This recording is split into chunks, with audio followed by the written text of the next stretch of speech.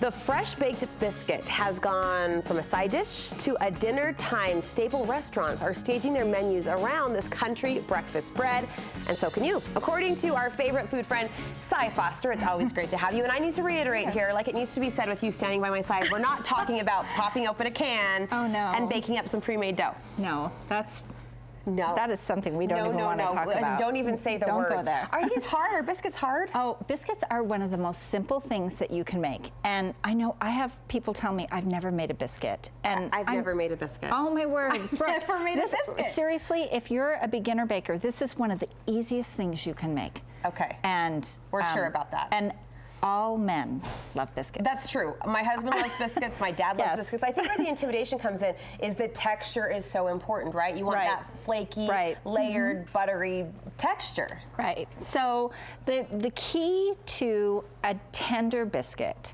is not to overmix it. And you can use a lot of different fats in biscuits. You can use shortening, like a solid shortening, which for years I had a biscuit recipe that was the only one I ever made. And then I kind of ventured out. I did sour cream biscuits and cream biscuits and used all kinds of different fats. The one that I really love right now is an all butter biscuit, and this one I just put on my blog. And but the thing that I love about this is it's just so simple, and I think it's like with pie dough.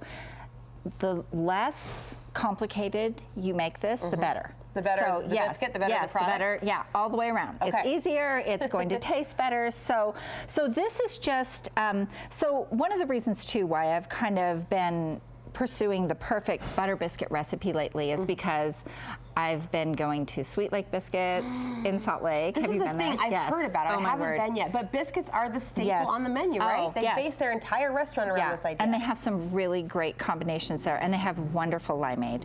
And then there's a place up in Woodland called Woodland Biscuit, and a lady from Park City runs it, and she makes the most delicious, tender little biscuits there. And so, anyway, so this is just flour, a little bit of sugar, a lot of baking powder and salt. That's it, And you just mix this together. And I really think the best way to mix this up and do the butter biscuit is just with your hands. And you can put a little food handler's glove on if you want.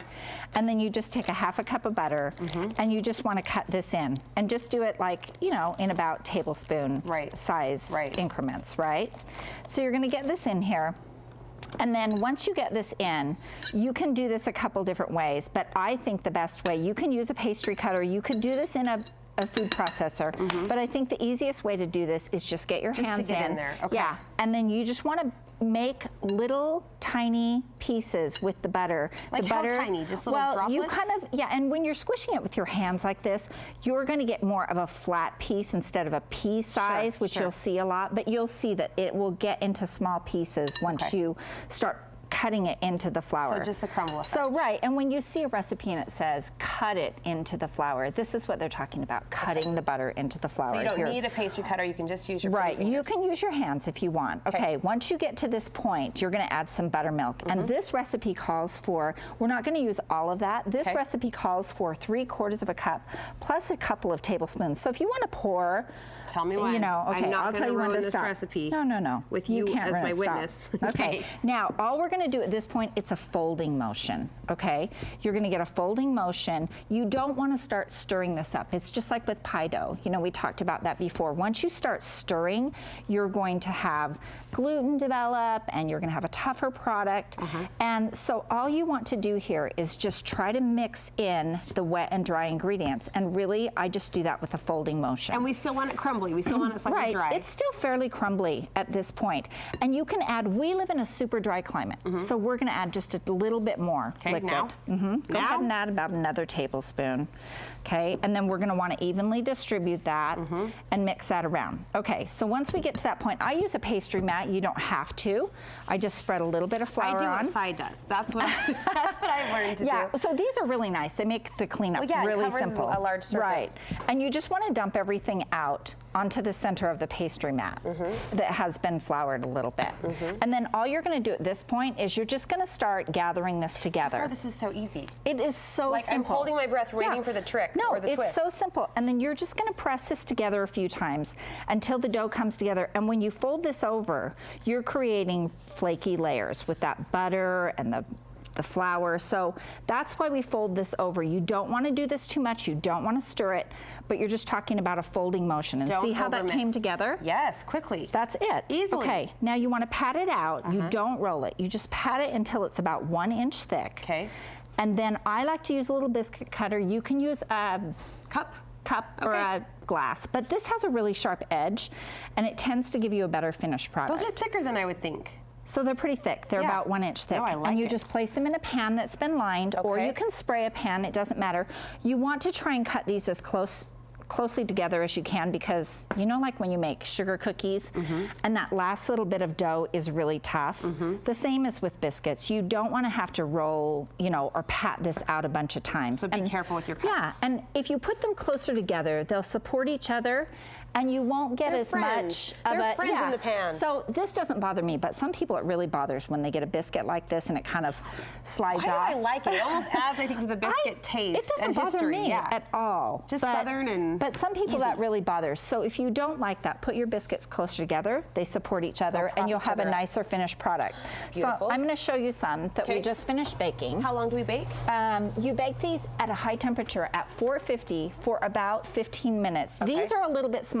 I used a really small biscuit cutter on these, and these are a little bit smaller, so these were about 10 minutes. Okay. But this is a hot, you know, this is your finished product, and you can see some of them came apart a little, you know, kind of slid over, and some didn't. This was one of those moments I can't wait for the commercial break so that I can eat. You got to taste these. I can't wait. Your family's going to love these I'm going to try this They're going to be this so week. impressed. Now, quickly, based on you mentioned those restaurant inspirations, give us quickly just some dinner time ideas. How do we turn this into a dinner time staple? What can we put on it, under it, around it? What's a good serving pair? So all the time when I would have, I'd think, oh my word, I have nothing for dinner.